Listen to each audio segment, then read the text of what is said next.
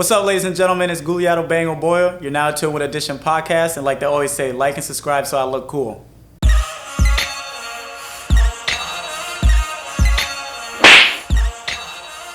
What's up, ladies and gentlemen? It's Goliath You're now tuned into the short segment called Goliath Chronicles today, featuring Mobility in the building, man. Yo. I'm here to make fun of you, so I'm super excited to be on. Damn, that's kind of crazy. But today's story is going to be called, I'm thinking D3 Disaster, right? I'm going to give you guys a little background of what's going on. This story is kind of crazy. For all the Eau Claire people, you can attest to this. So, I had hoop dreams, bro. And I was always basketball. I'm thinking I'm going to the league, right? Like, this is always my whole dream.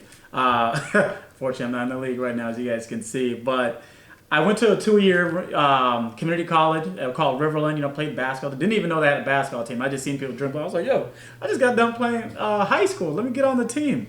Was on the team, and I was there for 2 years. First year, didn't really play like that until someone got injured. Like, you kind of want to thank God, but you don't want to thank God because someone got hurt. Yeah. But if it wasn't for the individual getting hurt, I would have got no PT at all. So that's crazy. So can you explain what PT is for some people?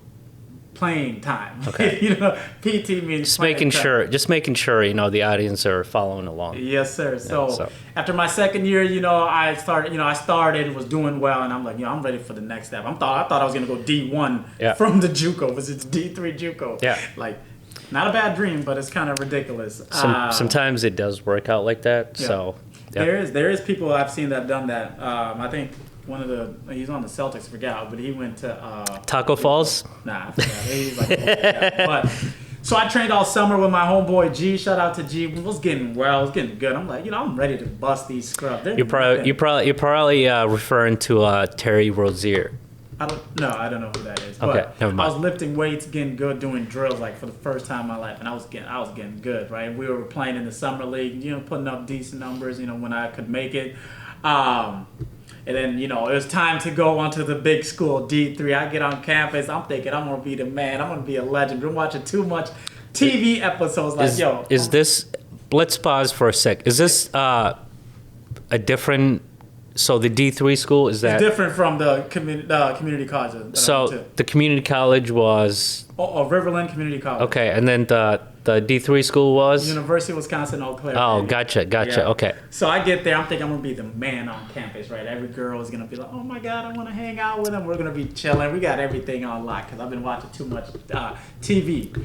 Didn't go the way I was going. I should have knew something that was up because our motto for that year was like, on the rock. So coach had us carrying, for all y'all to remember, I know y'all remember, had a rock and we had to put our initials on it. You had to carry this rock everywhere you go. And if you don't have it and he catches you without it, the whole team's got to run or something like that. That should have been strike number. I should have knew something was going on.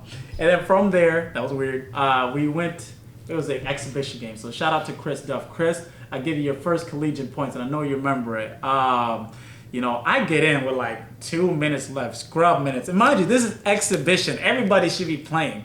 Everybody the 15, 13 people that's on the team should get at least 5-7 minutes, right? Just to see who can play.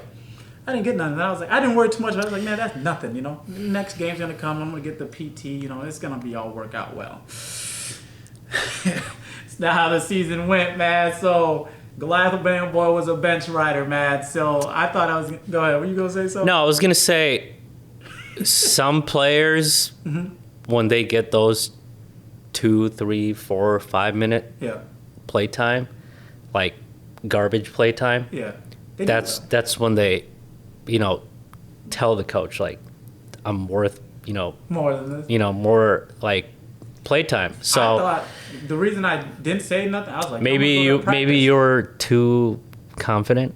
I thought I was going to go to practice because I played defense. That's what I do. I was going to go to practice and just kick their butts, right? And just be like, after I beat them, you're going to have to play me. But it didn't work out that way. One crazy story. Coach comes into the locker room one game where I think we lost, and comes in. He's like, practice next. He's like, if you can't play defense, you're not playing on my team. And me and Martin, right, we're like, oh shit, this is it. We're about to get some PT. This is our chance because we can play defense. And I thought this is so you go hard in practice, like, okay, this is our chance to shine, right? This is time to make that reality, that fantasy of, getting all the Johns, come true. Nothing changed after a while. So that's when I started giving up, right? We even had we had a D2 transfer that came in for the year. He's kind of like injury prone, but he was very athletic, right? He was injured during one game. Like, everyone's running up and down the court. We kind of like play the same position. And he was limping up down the court. He couldn't go. His guy is gone, scoring over here, getting buckets on him, right? Not even on him, by himself, because no one's guarding him.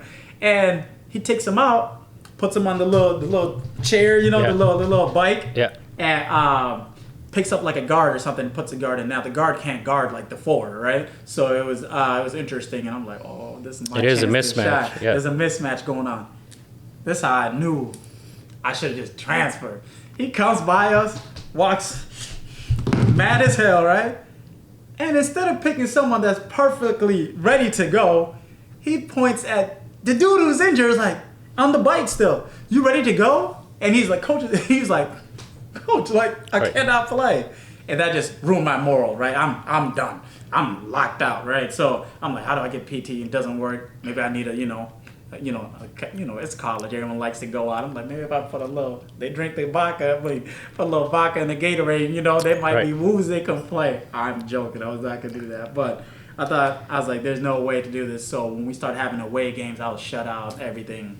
And I just started thinking, man, look, after this game, I'm going to go home. I'm not even going to go home. Just right to get off the bus, I'm going to go to the next party, right? Because I'm not wet. I ain't got to go home and shower. All right. I'm dry, baby.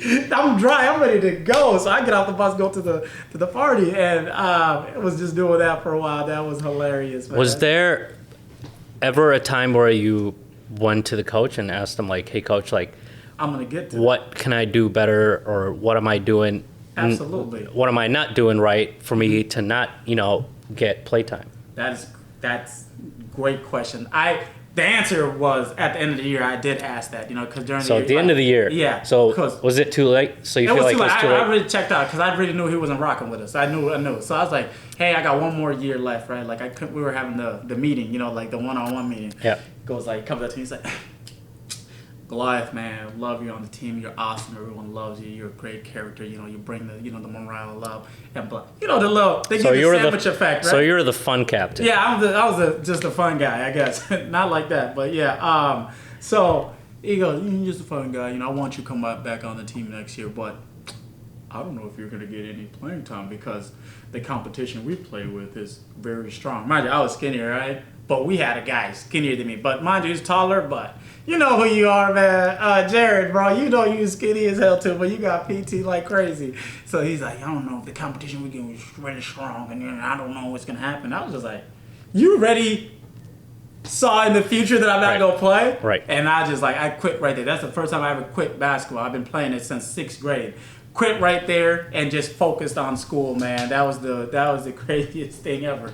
So, moral of the story in my mind is before you go out to a campus somewhere you thinking is cool and you're gonna play a sport, ask the current players, how did they like it? What is the coach like? How to get paid playing time? What is the team's go to? Are you guys a run and gun? Are you guys shooters setting up plays and things like that? So you know what you're getting into. I just went to the school just to go to the school, to be honest, and play basketball. I didn't know anything. And there's one thing. I was just Googling my name the other day, and somebody on the team or somebody put us in the 2016 NBA draft. Like, how you put me on the NBA draft when I got no playing time, nothing? And we're going to have my stats somewhere. Y'all going to see how terrible the stats is. Like, it was disgusting. Like, y'all should see it, man. Can I tell you one thing? Yeah. So, now that I'm, as you know, I'm a coach. Yeah. So, now I'm on that seat looking at my players. Yeah. Do I do that sometimes to some of my players? Absolutely. Some players just can't play. Mm-hmm. And it's not that if you have some players who are not talented, at least work hard. And if you have that work ethic, coaches are gonna pick you. I was in a similar situation. When I first started playing organized soccer at age, like, I don't know, like 8 or 9 or 10, I just, even though I was like playing really well and playing super good, I just wasn't fitting in because I never was used to playing a, curriculum-based soccer. It was just like, go to the park, kick it with your boys, whatever. Yeah. So like, the point I'm trying to get at was that I got to a point where, I was almost like came close to being dismissed. But then I saved my ass because I went up to the coach and like asked him like what I could do better, how I can be more involved, blah, blah, blah, blah, blah. And had I not asked that question, I don't think I would be, or I don't think I would have had the fun soccer career that I've had, like not like professionally, but like amateur wise. And I see that a lot now. It's like, some players, they come up to me and like, hey coach, what can I do better? Like to get in, like if you work hard, I don't care how talented you are, like I'm going to put you out there. But if you in your head, like you are, and you think you're the guy, but you don't work at all, you're not that guy. Man. I can't play you at all. So you're gonna be on the bench. So he just sneak dissed me for everyone that's going out there. But y'all know what skills I had. And man, I'm taking the coach's side here. So bro, that's crazy. Hey, you know what? Cut this episode. We're done, man. We are done. But stay tuned for other segments that's going on, man. And for the Eau Claire guys, shout out to all of y'all. Hopefully you guys are doing well, doing your thing wherever you are at. And I appreciate the memories that was given, but man, I should be in the league right now, overseas somewhere. Y'all know me as a hooper, so I'm gonna holla at y'all. Man, this was really fun making fun of you. Man, you were sweating right now. Like, man, I'm sorry, I'm mad. I get flashback. I didn't mean to like apply the pressure like that. It's like, but yeah, it was fun, man. Fun telling, hearing that story about you, because I've always had this idea about you of like being the superstar, being the guy. See y'all next time, man. That's what he thinks. But peace.